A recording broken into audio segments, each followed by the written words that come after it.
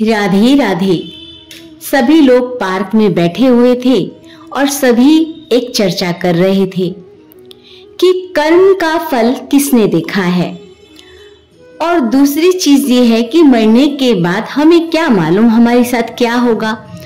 और इसी तरीके की बातचीत में सभी लोग कहने लगे कि हाँ भाई, बहुत सारे ऐसे व्यक्ति हैं जो दुष्ट प्रवृत्ति के हैं और बहुत बुरा कर रहे हैं, लेकिन भगवान ने उनके ऊपर अपनी असीम कृपा बरसा रखी है। धन में धन है और वो पूरा वैभव के साथ में जी रहे हैं, मान सम्मान है उनका, और वह अपना कोई सात्विक जीवन भी नहीं जी रहे हैं। बड़ा अपना पार्टियां शार्टियां हो रही हैं उनकी, और भगवान उनके ऊपर कृपा बरसा रही है।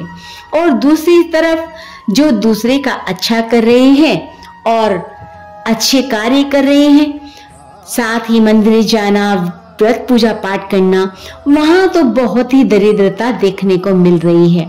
यही भाव लेकर एक व्यक्ति ने तुरंत सभी लोगों से बोला, बिल्कुल सही कह रहे हो भैया, कलयुग है ये तो।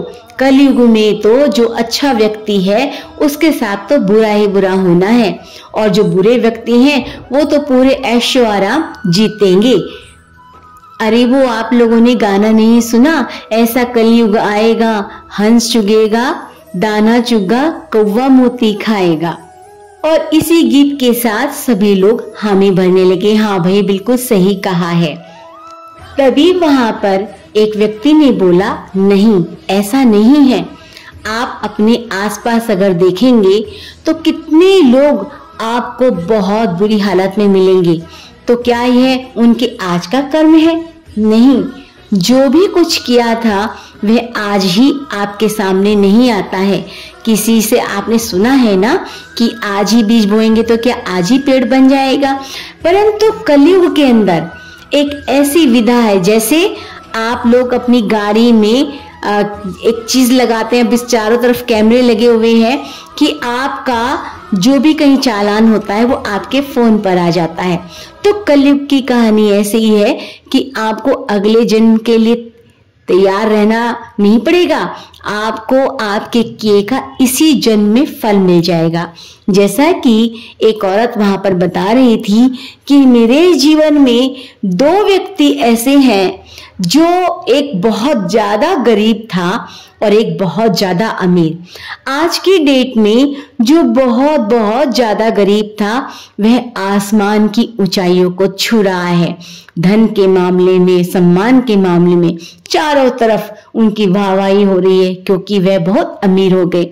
लेकिन जो व्यक्ति बहुत बहुत ज्यादा अमीर था वह आज की डेट में किराए के मकान में रह रहे हैं और उनके घर में अन्न धन की काफी कमी है। तो आज ही की बात है, वो किसी पुराण की या कथा की बात नहीं। बिल्कुल सही कहा है, ये कलयुग जो चल रहा है वह आज के आज ही, यानी इसी जन्म में आपके कर्मों का फल अवश्य देगा। अब ऐसे ही व्यक्ति की कहानी बताते हैं कि एक व्यक्ति बहुत अच्छे कार्य करता था और दूसरा व्यक्ति बड़े दुष्टतापूर्ण कार्य करता था। वह राजा बना हुआ था। राजा मीन्स पूरी जिम्मेदारी उसके पास थी और वह बहुत गरीब था। जहां कहीं भी जाता, धनवान का तो हमेशा सम्मान ही होता है, चाहे वह दुष्ट ही क्यों ना हो। आगे तो सब हाथ जोड़ के खड़े होते, पीछे भले कुछ से कुछ कहते रहे। और जो गरीब व्यक्ति था, कौन उसकी पूजा पाठ या अच्छे विचार देख रहा है। लेकिन कुछ लोग इन चीजों को मानते हैं और वह उसका सम्मान करते थे। वह भी भगवान का भजन करते करते अपने समय को पास कर रहा था।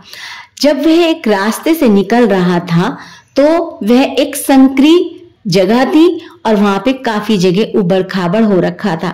थोड़ी सी रोशनी कम थी क्योंकि शाम का समय था। जब वह जा रहा था भगवान नाम का जाप करते करते, अचानक उसको किसी पत्थर से बहुत तेज ठोकर लगी और वह वहीं पर बैठ गया। उसने देखा कि अरे कुछ गीला गीला सा है, जरूर उसके पैर से खून निकल गया। उसको काफी पीड़ा भी हो रही थी। वह एक पेड़ के नीचे बैठकर किसी पत्ते से अपने पैर के अंगूठे को साफ करने लगा। अचानक उसी रास्ते से फिल्मी गीत गाता हुआ, और वो भी वल्गर से, उसी रास्ते से निकला और उसी रास्ते पर उसी पत्थर से उस व्यक्ति को भी चोट लगी, लेकिन वह चोट नहीं थी। जैसे ही उसको ठोकर लगी वह आगे की ओर गिर गया।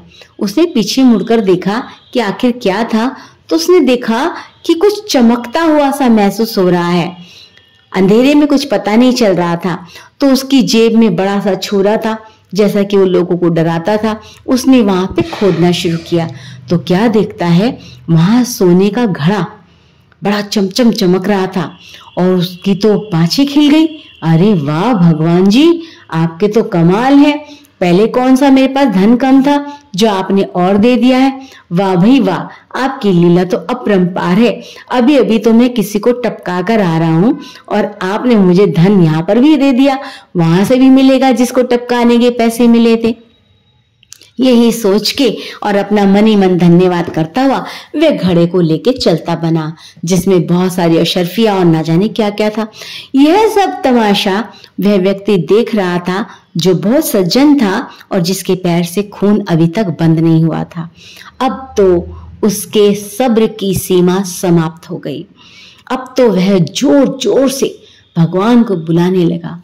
भगवान, तेरे घर देर है अंधेरे सब कहने की बातें हैं। मैंने अब अपनी आंख से देख लिया है। मैं बचपन से लेकर तेरा नाम जाप कर रहा हूँ। मेरा बचपन इतने गंदे उसमें बीता है। मेरे पास कुछ भी नहीं था, मैं निर्धन था। मेरे माता पिता मुझे बिल्कुल निर्धनता में उन्होंने पाला और वह भी बीमारी में चल बसे क्योंकि पैसे की कमी थी। और भी ना जाने में कितनी शिकायतें कर रहा था। मेरी शादी हुई, मेरे बच्चे वो भी निर्धनता में है। मैं अपने घर में 2 वक्त की रोटी के लिए इतनी मेहनत करता हूँ तब भी पूरा नहीं पाटता, लेकिन मैं फिर भी तेरे पर सब्र करे बैठा था। लेकिन आज तो ईश्वर तूने हद कर दी। मुझे उसी पत्थर से चोट लगी तो मेरा अभी तक खून बंद भी नहीं हुआ है। इतनी तेज चोट लगी है और उसी पत्थर से उस दुष्ट को चोट लगी है तो वह देखो तूने माला माल कर दिया। भगवान, मेरा विश्वास अब हिल रहा है। और वह जोर जोर से दहाड़ी मारकर उस जंगल के रास्ते में रोने लगा जहां कोई उसकी बात सुनने वाला नहीं था। अचानक बहुत तेज कड़की बिजली की आवाज से वह चौंक गया। उसने देखा कि उस अंधेरे में इतना प्रकाश फैल रहा था, शायद 100 सूर्य एक साथ उग गए हों। वह थोड़ा डर गया कि शायद आज तो मेरी मौत ही आ जाएगी, क्योंकि मैंने तो भगवान को बहुत भला बुरा कह दिया। तुरंत भगवान की आवाज आनी शुरू हो गई। उन्होंने कहा, अरे बेटा, मैं अगर तुम्हारे पिछले कर्म तुम्हें दिखाऊं तो तुम आश्चर्यचकित रह जाओगे कि तुमने कितने बुरे बुरे कर्म किए हैं, कितने लोगों को सताया है, कितने लोगों की तुमने रोजी रोटी छीनी थी। और अगर मैं उस व्यक्ति के कर्म दिखाऊं तो तुम सुनकर आश्चर्यचकित रह जाओगे। उस व्यक्ति ने कितना दान पुण्य किया, कितनी लोगों की सेवा की। तो ये तुम्हारे बुरे कर्मों का फल था, लेकिन तुम्हारे इसी जन्म में सारे पाप कट गए, क्योंकि तुमने अपना बचपन से लेके अब तक सेवा भाव में, भगवत भाव में तुमने इस अपने जन्म को व्यतीत किया है और व्यतीत कर रहे हो। आज तुम्हारे मुंह से निकला तो मुझे प्रकट होना पड़ा। तुम अपने विश्वास को डावाडोल मत करो।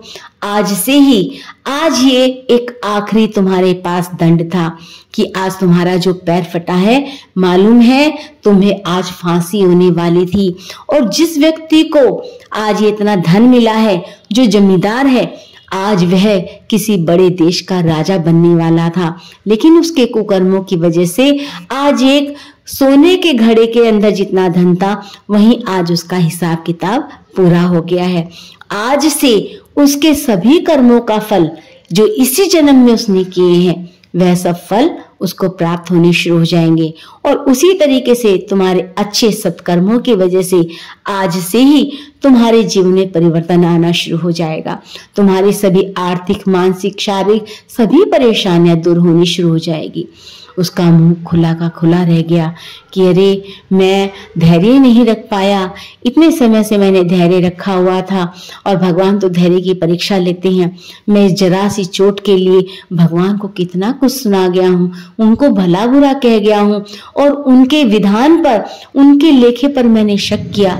वह वहीं पर सिर पटक पटक के भगवान को माफ़ी मांगने लगा और उनसे कहने लगा, क्षमा कर दीजिए मेरे प्रभु, मैं नादान हूँ, मुझे नहीं मालूम क्या भक्ति होती है क्या नहीं।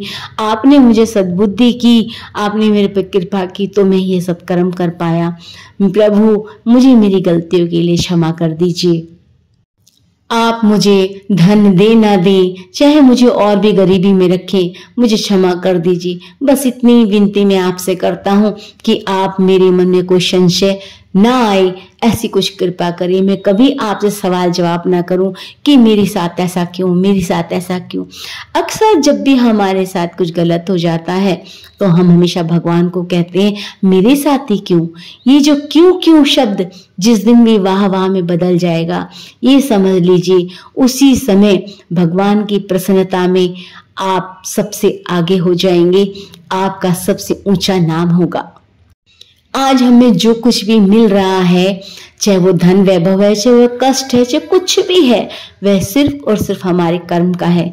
भगवान कहता है, मैं तो कुछ नहीं देता किसी को, मैं देने वाला कौन हूँ। आप किसी बैंक में जाकर खड़े हो जाओ कि भैया यहाँ पे बहुत सारा धन है, मुझे दे दीजिए, तो क्या कोई बैंक आपको दे देगा? वह कहेगा, अगर आपका खाता है चाहे 100 रुपए का है चाहे 100 करोड़ का है, मैं आपको उसमें से पैसे दे दूंगा। वही बात यहाँ पर है कि जो आपने बोया है वही आपको मिलना है, परंतु यही सोचकर कि आप कर्म ही न करें। जो कर्म आप कर रहे हैं वही कर्म का फल। अगर आपके जीवन में कष्ट है तो ये समझ लीजिए आप अपने कर्मों की सुजागी करना शुरू कर दीजिए, और अगर आप धन वैभव यश में हैं तो आप फिर भी कर्म की सुजागी रखिए कि भाई आज मैं इतने धन वैभव यश में हूँ, कल को भी मुझे सब मिलना चाहिए। तो अपने कर्म की सुजागी हमेशा रखिए कि प्रभु मैं ना पाप में हूँ ना पुण्य में हूँ। अगर मैं कहीं दान कर रहा हूँ, कहीं सेवा कर रही हूँ, तो वो सिर्फ आपकी कृपा का फल है। आपको यह कथा कैसी लगी कमेंट करके जरूर बताइएगा। राधे राधे।